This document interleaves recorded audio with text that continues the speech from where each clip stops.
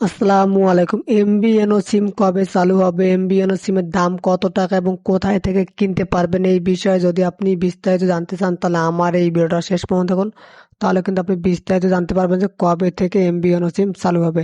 যারা ভিডিওটি দেখতেছেন রিকোয়েস্ট করতেছি এই ভিডিওতে একটা লাইক করে অবশ্যই এই ভিডিওটি শেষ পর্যন্ত দেখবেন। তাহলে কিন্তু আপনি বিস্তারিত তথ্য জানতে পারবেন যে কবে থেকে এমবিএনও সিমটা চালু হতে পারে। দেখেন, এমবিএনও সিম কিন্তু 2 থেকে 3 মাস আগেই ঘোষণা দিয়েছিল যে তারা বাজারে আসবে, বাট কিছুদিন থেকে কিন্তু এই আলোচনাটা বন্ধ ছিল। আবারও কিন্তু নতুন করে এর আপডেট এসেছে, অর্থাৎ 2026 সালের দিকে কিন্তু এমবিএনও সিমটা চালু হতে পারে।